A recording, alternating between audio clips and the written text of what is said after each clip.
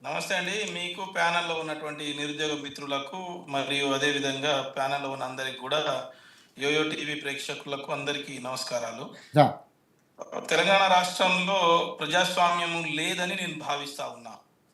ఎప్పుడు మీరు మీ- తెలంగాణ రాష్ట్రంలో మీరున్నప్పుడా భారత ఇప్పుడు రాష్ట్ర ఇప్పుడా? ఇప్పుడండి ప్రస్తుతం 2024 నుంచి ఆ, తెలంగాణ రాష్ట్రంలో 2024 నుండి భారత రాజ్యాంగం బాబాసాహెబ్ అంబేద్కర్ రాసినటువంటి రాజ్యాంగం ఉమ్, 2 ఏళ్ల 9 నెలల 18 రోజులు ఏదైతే ఉందో అది రాసిన రాజ్యాంగం కాకుండా రేవంత్ రెడ్డి రాసిన రాజ్యాంగం మాత్రమే నడుస్తుందని నేను ఉమ్, అనుకుంటున్నా. ఎందుకంటే కొన్ని విషయాలు చెప్పదలుచుకున్నా ఇక్కడ. చెప్పండి.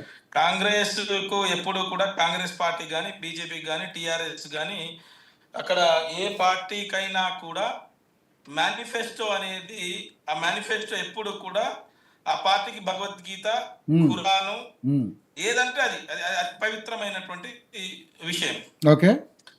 రేవంత్ రెడ్డి గారు వందల సంఖ్యలో భారీ బహిరంగ సభల్లో నిరుద్యోగ మిత్రులు చెప్తున్నట్టుగా వాళ్ళ కాళ్ళు పట్టుకొని ఉమ్, వాళ్ళ దగ్గరికి వెళ్ళి రాహుల్ గాంధీ గారికి చిక్కడపల్లికి తీసుకొచ్చి ఆ లైబ్రరీ దగ్గర తీసుకొచ్చి ఉమ్, ఆడ ఛాయ్ దాపిచ్చి ఉమ్, నేను మీకున్నా అని భరోసా ఇచ్చి ఉమ్, మీకు 1-2 ఉద్యోగాలు కాదు మేము వచ్చినటువంటి 1 సంవత్సరం లోపే 2 లక్షల ఉద్యోగాలు ఇస్తామని చెప్పేసి ఉమ్, మాట్లాడినటువంటి మాటలన్నీ కూడా నీటి మూటలుగా మారిపోయినాయి. ఓకే. ఒకటి. ఉమ్, 2, ఉమ్, సరే రాజకీయ నాయకులు మాటలు మారుస్తారు, రాజకీయ నాయకుల మాటలు నమ్మడానికి వీల్లేదు, ఉమ్, కనీసం ప్రభుత్వంలో పనిచేస్తున్నటువంటి ఉన్నత అధికారుల మాటలు అయితే నమ్మొచ్చు అని చెప్పేసి తెలంగాణ ప్రజానికం నమ్మిర్రు, నిరుద్యోగులు నమ్మిర్రు. ఉమ్, అందులో భాగంగానే ఏదైతే హోంశాఖకు సంబంధించినటువంటి రాష్ట్ర డీజీపీ గారు ఉమ్, మేము మా దగ్గర 19,000 పోలీస్ శాఖలో ఉన్నటువంటి ఖాళీలు ఉన్నాయి, అవును. 19,000 ఖాళీలు కూడా మేము నింపడానికి పోతున్నామని చెప్పేసి రాష్ట్ర డీజీపీ గారు మాట్లాడారు. ఉమ్, రాష్ట్ర డీజీపీ గారు 19,000 శాఖలని మాట్లాడగానే నెక్స్ట్ ఒక 2-3 మంత్రులు లేచి 19,000 ఎట్లా మేము 20,000 నింపబోతున్నామని చెప్పేసి ఇంకో 2-3 మంత్రులు ఉమ్, ముందే అంటే ముందే అది ఏదో వసంతకాలం ముయ్యగానే ముందే కూసిన కోయిల అన్నట్టుగా అదే. వాళ్ళు ముందే నోటిఫికేషన్ రాకంటే ముందే కూడా ఉమ్, వాళ్ళు ఏం చేసిర్రు, 20,000 పోస్టులు మేము రేపో మాపో విడుదల చేస్తున్నాం అని చెప్పారు. ఇంకొక 1000 అదనం తీరా చేశారు. తీరా చూస్తే రవి గారు మీరు చాలా సీనియర్ జర్నలిస్టులు, ఉమ్, వేల డిబేట్లు చూసిరు యోయో టీవీలో, నిరుద్యోగ పక్షాల చాలా సార్లు మాట్లాడుతూ ఉన్నారు. నిజంగా మీకు మనస్ఫూర్తిగా ధన్యవాదాలు తెలియజేస్తున్నా. Thank you sir. తెలంగాణ ఉద్యమం అనేది ఆషామాషిగా రాలే. ఉమ్, తెలంగాణ ఉద్యమం దేని కొరకు వచ్చిందండి? ఉమ్, దాదాపుగా 50 ఏళ్ల పాటు ఉమ్, నిరుద్యోగ సమస్యలు, నీళ్ల సమస్యలు, నిధుల సమస్యలు ఈ ఆంధ్ర పెత్తందారులు తీసుకొని పోతున్నారు. మా ఉద్యోగాలు మాకు కావాలని చెప్పేసి మాట్లాడినటువంటి ఉద్యోగులు, ఒకవైపు మంత్రులు మాట్లాడినటువంటి మాటలు, మేనిఫెస్టో చెప్పినటువంటి మాటలు, అదే విధంగా ఉన్నత అధికారులు చెప్పినటువంటి మాటలు నమ్మి ఉమ్, నేను ఒక మాట చెప్తా. ఓకే. నా కల్వకుర్తి, నా పాలమూరు జిల్లా, వలస కూలీల పాలమూరు జిల్లా, ఉమ్, మెతుకు సీమ మెదక్ జిల్లా, ఫ్లోరోసిస్ జిల్లా, నల్గొండ జిల్లాలో ఉమ్, చాలా మంది ఇట్లా ఒక 10 జిల్లాలలో, దాదాపు ఉమ్మడి 10 జిల్లాలలో ఉమ్, తల్లిదండ్రుల మెడలో ఉన్నటివి, చెవులలో ఉండేటివి, కాళ్ళలో ఉన్నటువంటి బంగారు, వెండి నగలు మొత్తం కూడా తాకట్టు పెట్టి ఉమ్, ఉన్నత అధికారుల మాటలు నమ్మి, లేకపోతే రాజకీయ నాయకుల మాటలు నమ్మి, కాంగ్రెస్ మేనిఫెస్టో మాటలు నమ్మి వాళ్ళ మెడల్లో ఉన్నటువంటి బంగారాన్ని తాకట్టు పెట్టి పిల్లలకు పంపించి ఉమ్, దిల్సుఖ్ నగర్లో, అశోక్ నగర్లో, అమీర్పేటలో ఉమ్, కోచింగ్లు ఇప్పించి నా కొడుకు పోలీస్ కానిస్టేబుల్ అవుతాడు, నా కొడుకు ఎస్ఐ అవుతాడు, మా కొడుకు ఏఆర్ఎస్ఐ అవుతాడు, సివిల్ ఎస్ఐ అవుతాడు, నా కొడుకు కానిస్టేబుల్ అవుతాడు, నా కొడుకు పెళ్లి చేయాల్సి వస్తుంది, నా కొడుకు నా ఇంటికి పెద్ద దిక్కు అవుతాడు అని చెప్పేసి మాటలు మాట్లాడి వాళ్ళ భాషలు నమ్మి, వాళ్ళ మాటలు నమ్మి ఈరోజు వాళ్ళన్నీ అమ్ముకొని ఈరోజు వాళ్ళదు వీడికి పంపిస్తే ఈరోజు జరిగింది ఏంటంటే, ఇందాక తను మన ప్రత్యూష గారు చెప్తా ఉండే, ఉమ్, ఇందిరా నాయక్ పైన కేసు, శంకర్ నాయక్ పైన కేసు, శంభు నాయక్ పైన కేసు, ఉమ్, ఇంకొక నాయక్ పైన కేసు. ఏం చెప్పబోతుంది ఈ ప్రభుత్వం? ఉమ్, గతంలో ఏం చెప్పారు మీరు? నిరుద్యోగుల కాళ్ళు పట్టుకొని, నిరుద్యోగుల మోచేతి నీళ్లు దాగి, నిరుద్యోగుల దగ్గరికి వచ్చి కాళ్ళు పట్టుకొని అధికారంలోకి వచ్చిన తర్వాత ఈరోజు నిరుద్యోగుల పైనే మీ విషపు నాగు పడగలిప్పి కాటు వేసే పరిస్థితి తీసుకొచ్చారు కదా. వాళ్ళు ఏమడిగిరండి? నీ ఆస్తులు, రేవంత్ రెడ్డి ఆస్తులు అడిగిర్రా? బట్టి విక్రమార్క ఆస్తులు అడిగిర్రా? బట్టి విక్రమార్క వాళ్ళ భార్య వాళ్ళ మెడలో ఉన్నటువంటి ఆస్తులు, లేకపోతే అంతస్తులు, లేకపోతే రేవంత్ రెడ్డి ఆ అమ్మవారి గుడి దగ్గర ఉన్నటువంటి, పెద్దమ్మ గుడి దగ్గర ఉన్నటువంటి ఆ జూబ్లీహిల్స్ లో ఉన్నటువంటి ఇల్లు అడగలే. వాళ్ళు అడిగింది ఏంటండి? భారత రాజ్యాంగం ప్రకారం, ప్రజాస్వామ్యం ప్రకారము, తెలంగాణ రాష్ట్రానికి నువ్వు ఇచ్చినటువంటి మాట ప్రకారము, కాంగ్రెస్ మేనిఫెస్టో ప్రకారము, డీజీపీ చెప్పిన మాట ప్రకారము నాకు 19,000 పోస్టులు ఇవ్వండి అని చెప్పేసి అడిగిన పాపాన వాళ్ళపైన కేసులు పెట్టి ఈరోజు వాళ్ళ ఉద్యోగానికి పనికి రాకుండా చేస్తున్నటువంటి నిజమైనటువంటి దౌర్భాగ్య పరిస్థితి ఈరోజు లేదా అండి? ఇదా పద్ధతి? ఇదా తెలంగాణ తీసుకొచ్చింది మీ కొరకు? తెలంగాణ నాడు ఏనాడు కూడా తెలంగాణ కొరకు ఈరోజు చెప్పులు మోయని నువ్వు, తెలంగాణ ఉద్యమం చేయని నువ్వు, నువ్వు ఉద్యమకారుల పైన గన్నులు మోసినటువంటి నీవు ఈ రోజు దళిత గిరిజన బహుజన ఎవరైతే బీసీ బిడ్డలు ఉన్నారో వాళ్ళపైన ఈరోజు ఏం చేస్తున్నాను?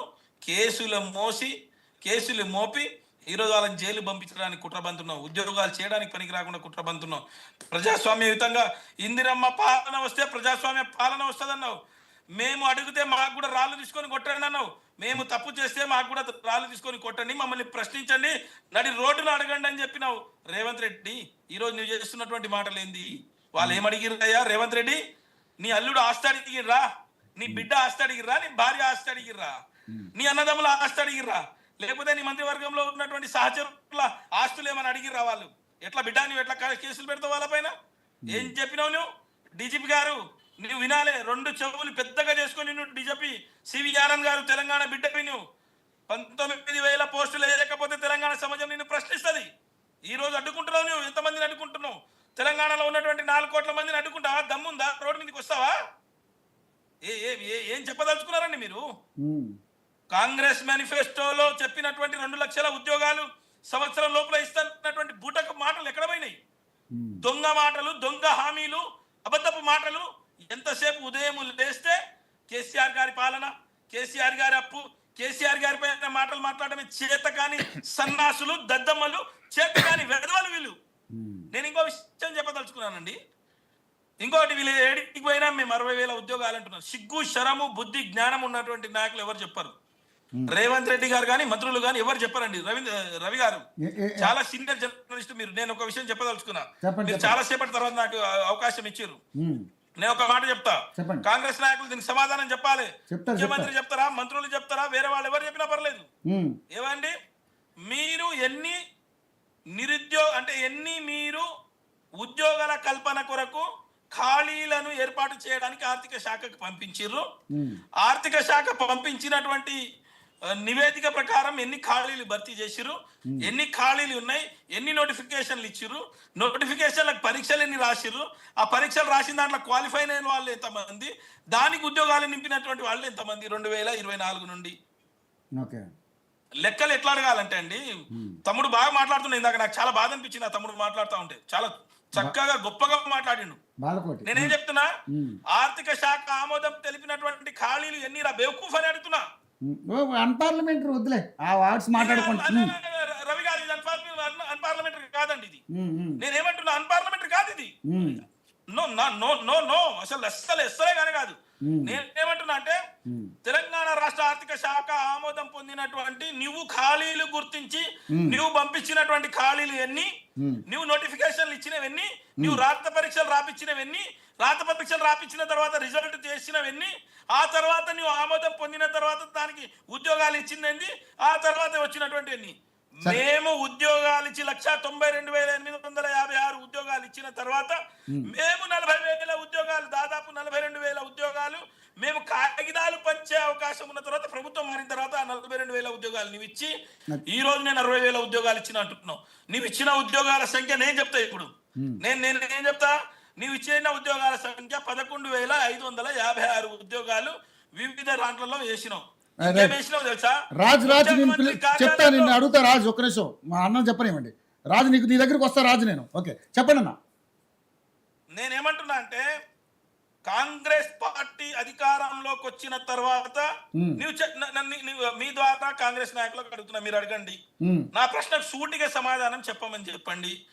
కాంగ్రెస్ పార్టీ మేనిఫెస్టోలో చెప్పింది 2 లక్షల ఉద్యోగాలు చెప్పిందా లేదా? Question number 1. క్వశ్చన్ నెంబర్ 2, ఉద్యమాలు చేస్తున్నటువంటి నా నిరుద్యోగ మిత్రులు 19,000 ఉద్యోగాలు రాష్ట్ర హోంశాఖ సంబంధించినటువంటి అధికారులు చెప్పిరా లేదా? మరి ఎందుకు 19,000 ఉద్యోగాలు పనికే పోవట్లేదు? ఓకే. 3 మరి 2 లక్షల ఉద్యోగాలు చెప్పింది మేము చేయలేకపోయినాం, మా తప్పైపోయిందని చెప్పేసి ముక్కు నేలకు రాసి తెలంగాణ అమరవీరుల స్తూపం దగ్గర తెలంగాణ ప్రజలకు నిరుద్యోగులకు క్షమాపణ చెప్పే దమ్ము ధైర్యం మీకు ఉందా?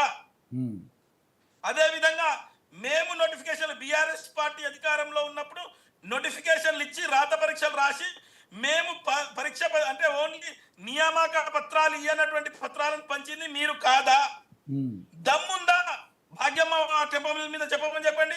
చార్మినార్ లో భాగ్యమ్మ టెంపుల్ పైన భాగ్యమ్మ వారి టెంపుల్ పైన ప్రమాణం చేసి రేవంత్ రెడ్డి గారు మనమండి తీసుకొచ్చి ప్రమాణం చేసి చెప్పమనండి. నేనే వచ్చినా, నేనే నా రాత పరీక్ష పెట్టినా, నేనే దీనికి ఉద్యోగాలు ఇచ్చినా, వాళ్ళకి చెప్పడానికి సిగ్గుండాలి. ఇస్తే అయిపోయినా, రాత పరీక్ష రాస్తే అయిపోయినా, నియామక పత్రాలు ఇవ్వాలని చెప్పేసి ఒక సాకుతో మాట్లాడుతూ ఉన్నారు. వీళ్ళు ఈ మాటలు చెల్లవు రవి గారు, ఈ మాటలు కావు. తెలంగాణ ప్రాంతానికి మీరు ఇచ్చినటువంటి హామీలు ఇస్తారా ఇయ్యరా? ఇవ్వకపోతే మీకు మాకు చేత కాదు, మాకు పరిపాలన చేతనైతే లేదు, మా వల్ల కాదు అని చెప్పండి. నిరుద్యోగుల వాళ్ళ బాధలు వాళ్ళు చూసుకుంటారు. అంతే తప్ప మీరు ఇష్టానుసారంగా మాట్లాడితే ఖచ్చితంగా ప్రజాక్షేత్రంలో ప్రశ్నిస్తాం, అడుగుతాము, మిమ్మల్ని నిలదీస్తాము, నిగ్గదీస్తాము. అవసరమైతే మిమ్మల్ని ఎక్కడిదక్కడ మీకు ఏ ప్రాంతంలో ఉన్నా మిమ్మల్ని తాట తీస్తామని చెప్పేసి హెచ్చరిస్తా ఉన్నా.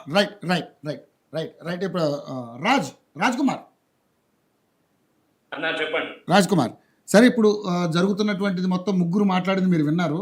సో మరి నిజంగానే మరి పోలీస్ శాఖలో 19,000 పోస్టులు ఖాళీ ఉన్నప్పుడు ఈ ప్రభుత్వానికి భర్తీ చేసి అంటే నోటిఫికేషన్ ఇవ్వడానికి ఏంటి ప్రాబ్లం? మరి ఇప్పుడు ఆ పార్టీకి సంబంధించినటువంటి ప్రతినిధిగా మీరు మరి ఈ నిరుద్యోగ